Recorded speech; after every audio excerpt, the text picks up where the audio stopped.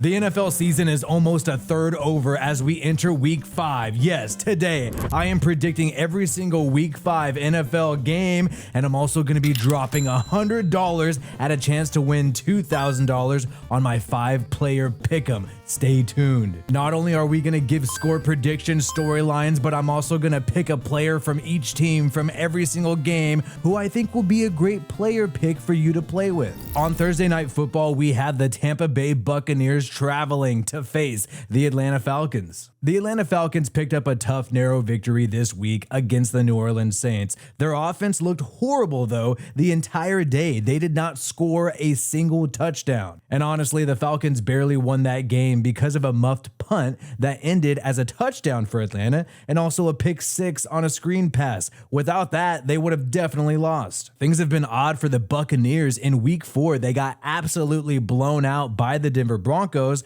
but then the following week, they bounced back just this past Sunday, absolutely destroying the Philadelphia Eagles. However, in this upcoming matchup, the Buccaneers are missing offensive linemen, defensive linemen, and also their best defensive back, safety Winfield. But in my honest opinion, the Atlanta Falcons are an overrated team. They got lucky against the Philadelphia Eagles a couple weeks ago, and they got lucky against the New Orleans Saints just this past week. Eventually, the Atlanta Falcons' luck is going to run out, and that is why I have the Bucs winning this game 24-20 on Thursday Night Football. For my yard dogs, I like taking the higher on Bijan Robinson rushing attempts at 14.5, and I would also take the higher on Mike Evans going higher than 60.5 receiving yards. The New York Jets travel on the road to face the Minnesota Vikings. This past week, the New York Jets got humiliated by the Denver Broncos in an embarrassing low-scoring matchup. It was sad,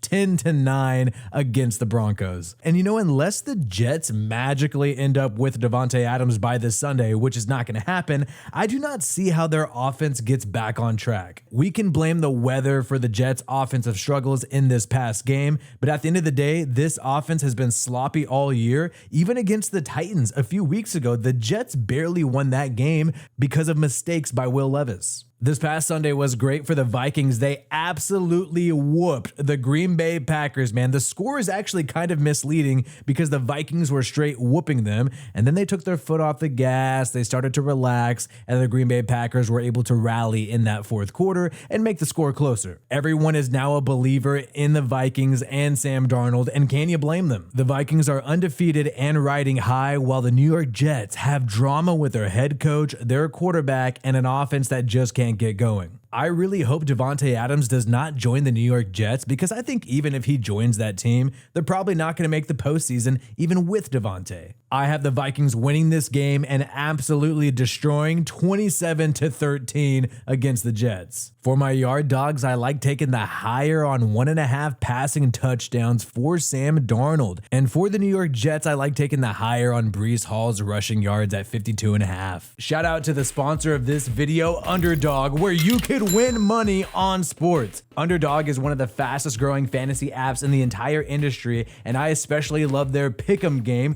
where you can select 2 to 8 of your favorite players and guess the higher or lower stat total for a chance to win 1,000 times your money in just one night. Check out this map right here to see if Underdog is available in your area. Shout out to Oregon, shout out to California, where Underdog is available. Really, this is a fun thing to do, especially if you're watching a game where it's a team you're not really invested in and you just want to add a little bit more skin in the game. You can just make your picks and wait to see if you hit big. Underdog is also always doing specials and promos throughout the entire NFL season, and if you sign up with my promo code Wi-Fi, you could claim a free pick plus up to $1,000 in bonus offers for first-time depositors. So visit UnderdogFantasy.com or find the app in the Google or Apple store and use my promo code Wi-Fi to claim a free pick plus get up to $1,000 in bonus offers. The link is in the pinned comment and description below. And I'll be making tons of picks in this video that you can make as well. So what are you waiting for? Check out Underdog right now. The Carolina Panthers travel to Chicago to face the Bears. The Carolina Panthers are coming back to reality after riding high off of their victory against the Las Vegas Raiders.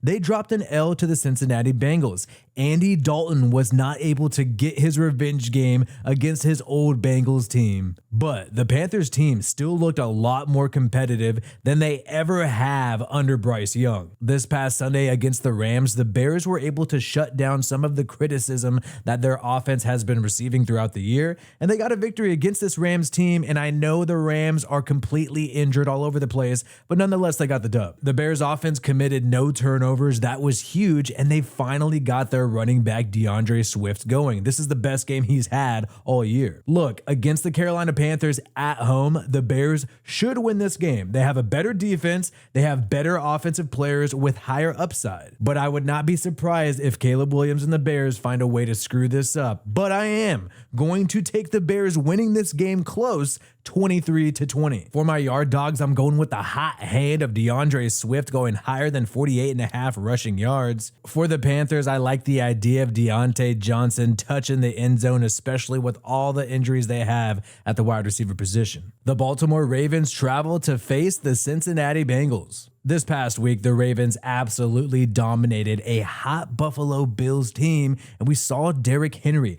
finally live up to that expectation of being that unstoppable force that he was hyped to be. We also saw the Ravens defense finally break out, and they held a tough Josh Allen-led offense to only 10 points throughout the entire game. Now on the flip side, the Cincinnati Bengals have had bad luck all year. Joe Burrow has seemed frustrated, upset. The defense has been letting him down, and the Bengals, quite frankly, in my opinion, have absolutely no run game. A couple weeks ago, we saw this Bengals defense get absolutely picked apart by a rookie quarterback of the Washington Commanders, Jaden Daniels. However, they were able to get back on track against the Carolina Panthers and Andy Dalton, and they were able to take advantage of that weak team and get a decisive win. Both of these teams, the Ravens and the Bengals, have a lit fire under their ass. The Ravens could have easily been 1-3 if they lost to the Bills, and the Bengals, if they would have lost to the Carolina Panthers, would be an 0-4 team.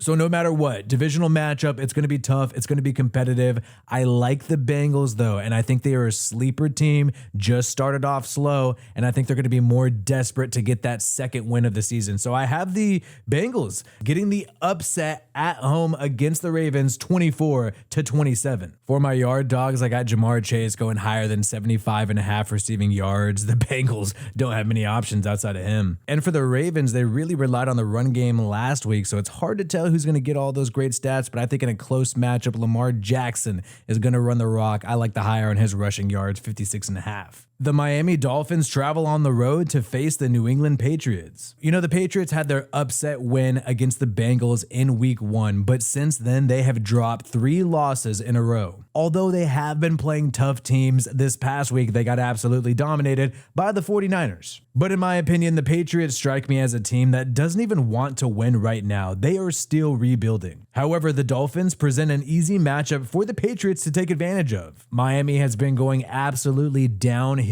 ever since Tua Tagovailoa recorded his 4th NFL concussion and has been ruled out. We saw Tyreek Hill appear frustrated in their last game against the Tennessee Titans. Obviously, this Miami Dolphins team could not move the football with their brand new quarterback, Snoop Huntley. However, the Titans do have a tough defense, in my opinion, slightly better than the Patriots. The injuries are not only affecting the offensive side of the football for the Dolphins, but now they have injuries on the defensive side of the football. You have the outside linebacker, Jalen Phillips, now going to be placed on IR, out for the entire season. Just speaking long term, I do not buy that Tua Tagovailoa is ever going to play in the NFL again. He has to say that to get paid with his contract, but in my opinion, the Dolphins are going to be buyers in the QB market, I think, soon. Even though I'm being negative about the Dolphins, the Patriots offense is just so horrible that I think the new backup quarterback, Snoop Huntley, will be enough for the Dolphins to outscore the Patriots. I have the Dolphins winning this game 20-13.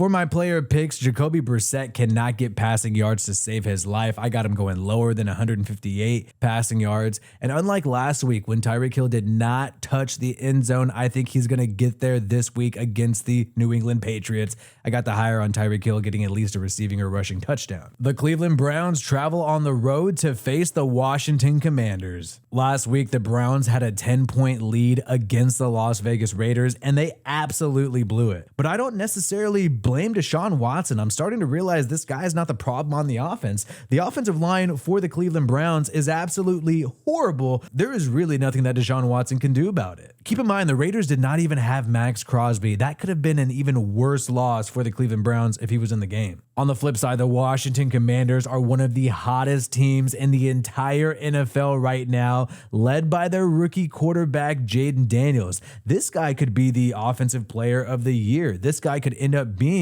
the best rookie quarterback from the 2024 draft class. Sorry, Caleb Williams. Not only did the Commanders beat the Cincinnati Bengals a couple weeks ago, but they followed up that victory with a complete ass whooping against the Arizona Cardinals, allowing their offensive coordinator Cliff Kingsbury to get some sweet revenge against Cardinals quarterback Kyler Murray and his former team, the Arizona Cardinals. Against the Cardinals, Washington's defense finally had a good day. They've honestly been struggling all year, but maybe that's just because Kingsbury kind of knows Kyler's weaknesses. The Browns defense has been solid most of the year, but against the Raiders, they did show that they are liable to give up big plays. Nick Chubb is returning for the Cleveland Browns. That's a big story, but I don't think that's going to matter as long as their offensive line continues to play like trash. So I have the Commanders destroying the Cleveland Browns at home, winning 27-16. My favorite player picks in this game is Terry Scary McLaurin having a reception longer than 22.5 receiving yards. I think they're trying to air it out to him and get that long ball going. And I also like the higher on Jerry Jeudy going higher than 44.5 receiving or rushing yards. They've been really getting the ball to this guy outside of Amari Cooper. The Indianapolis Colts travel to face the Jacksonville Jaguars. The Jaguars are technically the worst team in the entire NFL, as they are the only team that has not won a single game. They are 0-4 right now, but I'm going to be charitable to them and say that against the Houston Texans, they had the lead, gave it up in the second half, and only lost against the Texans by 4 points. But Doug Peterson, the head coach of the Jaguars, has been feeling the noise, man. He knows he is on the hot seat right now. And so what has he decided to do lately? In my opinion, he's been sort of throwing shade at his quarterback, Trevor Lawrence, kind of blaming him for the struggles of their entire football team. This past Sunday, the Indianapolis Colts beat an undefeated Pittsburgh Steelers team, and they were up 17-0 for a certain portion during this game. But the big story out of this past Sunday is the fact that Joe Flacco took over for an injured Anthony Richardson early on in the game, in my opinion, during the second drive of the first quarter. And this left many people wondering, and I've thought about this too, is Joe Flacco better for the Colts for the remainder of the season rather than Anthony Richardson? They were efficient, they moved the ball, they were mistake-free with Joe Flacco. And in the previous 2 weeks with Anthony Richardson, they struggled to put up a lot of points against the Bears, against the Packers. Richardson did miss Wednesday's practice, and it's sort of up in the air as to whether or not he will play.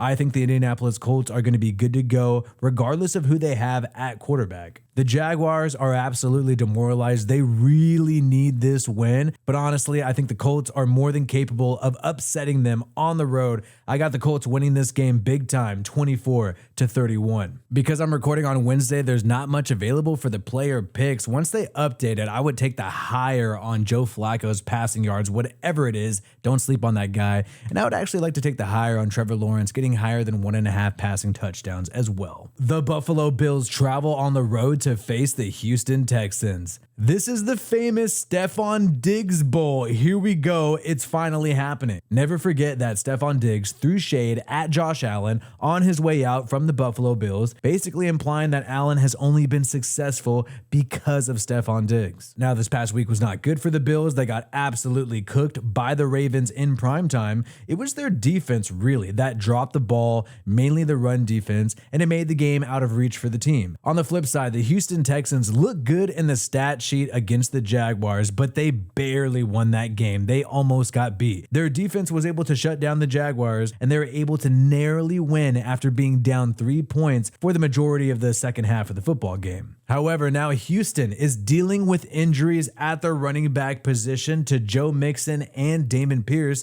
Both of those guys missed practice on Wednesday. However, the Buffalo Bills are also dealing with injuries on the defensive side of the football, and a lot of people chalk that up as to the reason why they got ran over by Derrick Henry. In my opinion, this is one of the biggest games of the week. Each team could make a huge statement because their opponents are such high caliber. And you know what? I love the drama element to this game with Stephon Diggs. There is some bad blood there, but I ultimately think that Josh Allen will prove that he does not need Stephon Diggs, and they will bounce back after losing against the Baltimore Ravens. I think this is going to be a close game, but a victory nonetheless for the Buffalo Bills, 24-21 on the road. If you have a revenge game, you gotta get Stephon Diggs the rock. I'm taking the higher on him, going higher than 5 receptions. He's going to want the ball desperately against the Buffalo Bills, but I'm not sleeping on Josh Allen, man. I think he's going to light up the scoreboard, and I'm taking the higher on him, going higher than 236.5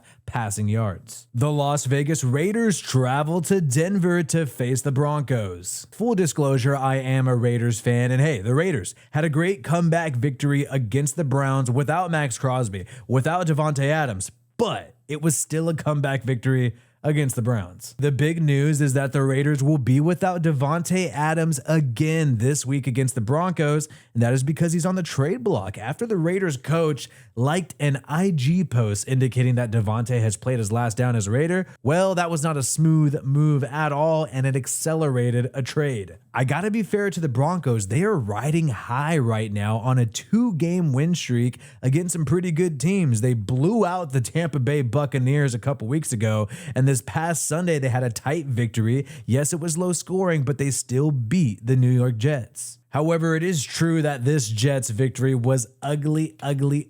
Bo Nix did get his first passing touchdown of his NFL career, but he only had 60 passing yards. Now, the Raiders defense has been liable to give up rushing yards on the ground, and the Broncos were able to run the football against the Jets last week. But the Raiders have a great third down defense and a really top passing defense, especially if Max Crosby plays, and it looks likely that he will be able to play in this upcoming game. Now, on offense for the Raiders, they honestly have struggled all year, even when they have had Devontae Adams. However, against the Cleveland Browns, they finally got going, implementing some reverses and trick plays, and they probably had one of their best days of the entire season. But honestly, as a Raiders fan, I'm disappointed in the team. I think they're rebuilding. They're moving on from Devontae Adams, and this drama in the background that they have going with this guy, I think is just going to demoralize the team even more. Personally, I have less faith in the Raiders head coach Antonio Pierce than somebody with all the accolades like Sean Payton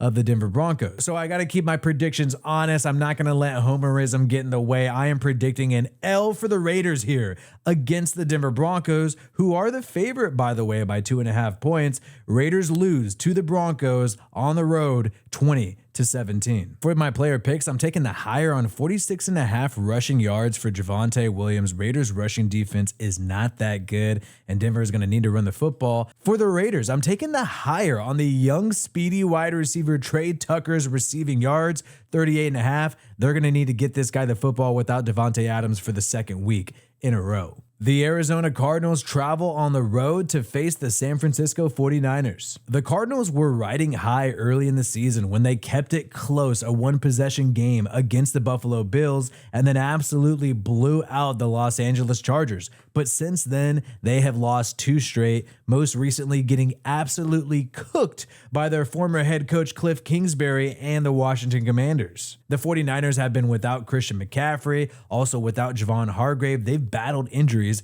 but still have shown why they're one of the top NFC championship contenders in the NFL, because they've still been able to dominate teams that they should dominate. And the only 2 games that they have lost against the Vikings and a miracle loss against the well-coached LA Rams, they've both been nail-biters, close L's. Because the Cardinals are going downhill right now, there's almost no reason to pick the Cardinals to win this game, and that is why they are 7-point underdogs against the San Francisco 49ers in most books. The only way The only way the Cardinals pull this off is if Kyler Murray just plays absolutely insane and makes some of those miracle plays that he has done in the past. I don't think that's likely going to happen. So I have the 49ers winning this game decisively, 31-20. For my player picks, why not just keep relying on Jordan Mason, taking the higher on his 85.5 rushing yards? Don't need Christian McCaffrey when you're the San Francisco 49ers. And I do believe that Kyler Murray is going to air it out. I will take the higher on him, going higher than 219.5 passing yards in this game. The Green Bay Packers travel on the road to face the Los Angeles Rams. The Packers got absolutely whooped this past Sunday against the Minnesota Vikings, and really this game was not close. They tried to rally back in the fourth quarter. They failed, but they were able to bridge the gap and make the score a little bit closer. This past Sunday was Jordan Love's first game back since injury. The big question is, was he rushed back too soon? Maybe the Packers should have ran some gadget plays with Malik Willis at QB. That's been working the past few weeks. Regardless, I don't think the Packers regret starting Jordan Love because their passing offense looks significantly better, but it had to take, 2 interceptions, 3 on the entire day, but it took 2 interceptions for Jordan Love to get that out of his system before the Packers passing offense started doing well. On the flip side, the Rams have been one of the most injured teams in the entire NFL. 3 offensive linemen on IR. Their best wide receivers, Cooper Kupp and Puka Nacua, both on IR as well. They have also had multiple defensive starters on IR. It has not been good for the LA Rams, and that is why the Bears were able to skate by and easily beat them by 1 possession because they just committed no turnovers. They just played mistake-free football and were able to beat this banged-up team. When we're talking about this game, I think Jordan Love is now past his post-injury debut. I don't think he's going to be throwing multiple interceptions like he did last week. And just as a team, due to injuries, mainly because I like the Rams prior to the injuries, the Packers are just a better team than the Rams. And I think that they will win this game on the road decisively, 28-20. For my player picks, I like taking the higher on Jaden Reed. This guy has been absolutely amazing, 61.5 receiving yards.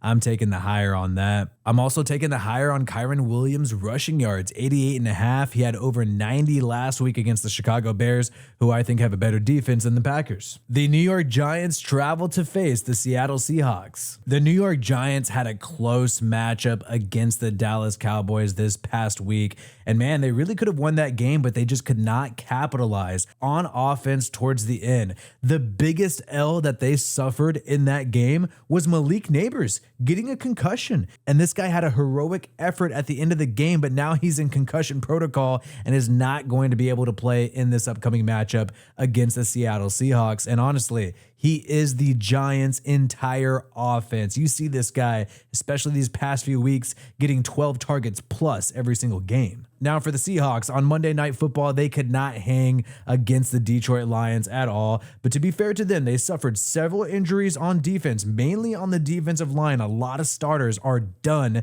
and they've already been dealing with injuries at the offensive tackle position. That's been a problem for them for the past 2 years. It was so bad that in this past game against the Detroit Lions, the Seahawks defense could not force Jared Goff to have not one single incompletion. But I will say, when you're talking about both these teams, I think these are some of the more underrated teams in the NFL that not a lot of people talk about because they got a lot of juggernauts in their division. The Giants defense can be really competitive, and the Seahawks have tons of playmakers on the offensive side of the football. But I think without Malik Neighbors, the Giants offense is just going to have no shot in this game. I got the Seahawks winning this one close, 24-17. For my player picks, I like choosing a Kenneth Walker rushing touchdown. I think that is definitely going to happen at some point in this game. And I'm not seeing Wan'Dale Robinson on this list right now. I'm recording it on Wednesday. I think when Malik Neighbors is officially ruled out, then they're going to have Wan'Dale Robinson on here. I would take the higher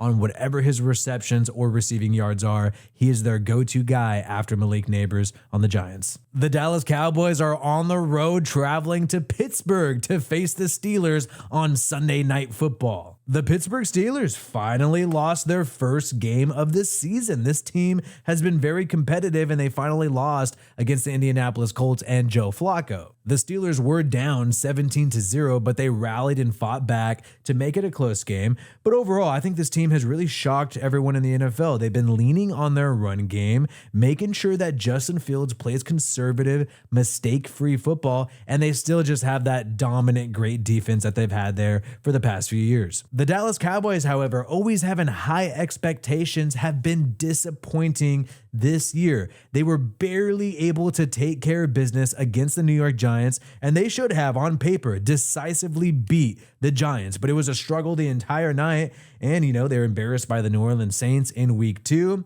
and they barely scraped by against the Baltimore Ravens. Both of those games were at home. The worst news, though, for the Cowboys in this past game and for the entire season is that their best defensive player, Micah Parsons, went down with an injury and is doubtful this week against the Pittsburgh Steelers. But what's even worse than that is DeMarcus Lawrence, probably their second best player on the defensive side of the football, has been placed on IR. He is going to be unavailable, it looks like, for the remainder of the season. In my opinion, the defense has been the strongest aspect of the Dallas Cowboys team, mainly because they have no run game on offense. I guess Ezekiel Elliott wasn't enough to get that going, and their offense is just bad in the red zone. They are constantly settling for field goals. Even in their great game against the Cleveland Browns, they settle for field goals. Dak Prescott, who I used to defend, I think now has to show why he is worth $60 million a year.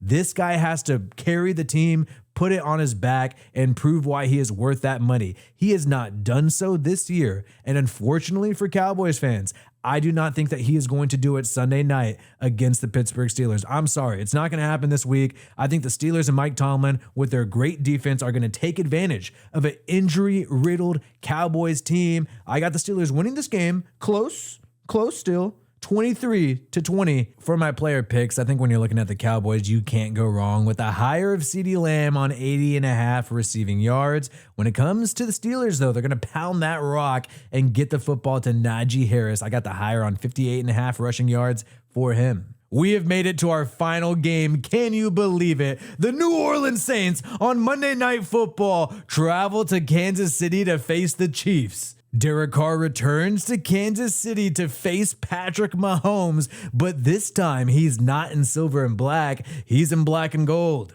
Derek Carr has quietly had some good numbers against the Kansas City Chiefs. The last time he played the Chiefs, under Josh McDaniels, a disaster of a head coach, while Derek Carr had 241 yards, 2 touchdowns, 0 interceptions, and there was a controversial call at the end. Really, the Raiders could have won that game with Derek Carr under Josh McDaniels. And let's go back to 2020. I don't count 2021 because that was when John Gruden got canceled. The Raiders had an interim head coach, but Derek Carr with Gruden in 2020, his numbers against the Chiefs: 6 touchdowns, 2 picks, 622 yards between 2 games. That is great numbers, averaging 311 yards each of those games in 2020. The big story with the New Orleans Saints right now is whether or not they're going to grab Davante Adams. Davante Adams is on the trade block, and he listed the Saints as one of his preferred destinations along with the New York Jets. However, no trade is going to happen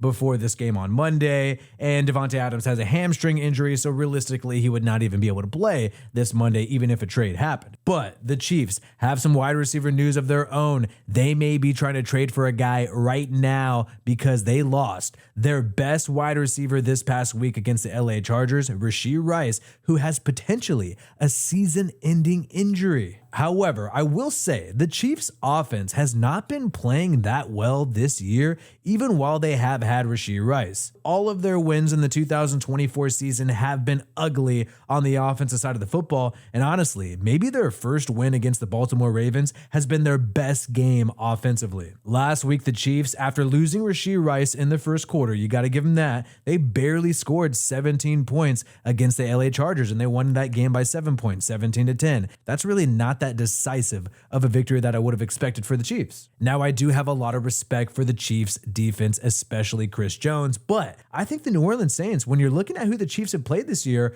are hands down the best offense they have faced all year. Now, the Saints offense has taken a step back ever since they lost their starting center and team captain, Eric McCoy, early on against the Philadelphia Eagles a few weeks ago, and they've struggled. They've struggled to hit those deep shots that they were doing in the beginning of the year, and they also have not been running the football as efficiently. But the Saints have gotten a couple games under their belt with their brand new center, and honestly, they've still been able to move the football despite that injury to the center. And Carr, honestly, would have 2 late game-winning drives if the Saints defense would have held on at the very end of the game against the Eagles and also against the Falcons. Despite not holding the opposition on the final drives of the past 2 games, the Saints defense has been absolutely elite all year. They have not taken a step back even in these 2 recent losses. They held the Eagles to 15 points at the end of the day a few weeks ago,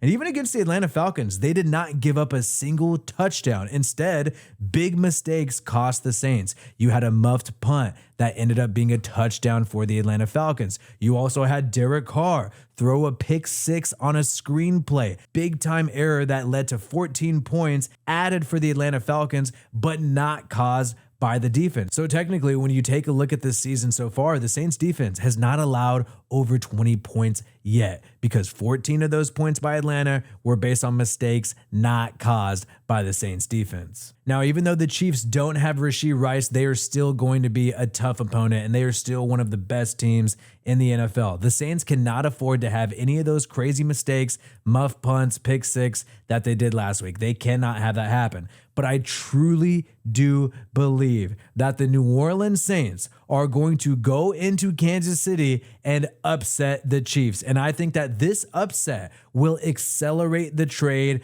for Davante Adams. I know I sound like a delusional Derek Carr fan homer here, but I really do think this is going to happen. Hey, I'm guilty of that. I know that. But I really do believe this is going to happen. And I think that this Saints team, defensively and offensively, is one of the best teams that the Chiefs have played all year. So I have the Saints making this upset happen. Come back to this video when I'm right, 27-23 against the Chiefs. For my player picks in this matchup, I like the hire of Chris Olave going above 66.5 receiving yards. Alvin Kamara is dealing with an injury. I don't know if he's going to be 100% in this upcoming game. When you're looking at the Chiefs, I think they're going to have to run the football. They're going to have to find a way with Kareem Hunt. So I'm taking the lower on 245.5 passing yards for Patrick Mahomes. And now we're on to my 5-player pick'em for a chance to win $2,140. I dropped $100 on this. These are 5 picks that I think are going to be really good this week. I'm taking the higher on Stephon Diggs going above 5 receptions, and I'm also taking the higher on Jaden Daniels going higher than 265 passing and rushing yards against the Browns. Also taking the higher on Javonte Williams against the Raiders going higher than 46.5 rushing yards. Trey Tucker against the Broncos going higher than 38.5 receiving yards. And Jaden Reed of the Packers going higher than 61.5 receiving yards. I could see that happening. These are the 5 people that I pick. Make sure you use my promo code WiFi to sign up on Underdog and play as well. You can get a free pick and also get up to $1,000 in bonus offers with my promo code WiFi. Mentioned at the top of the video. Link is in the description. And this is what I'm going with. We'll see if I'm right. If I am right, I'm definitely going to let you know. Peace out, and I hope you have a good one.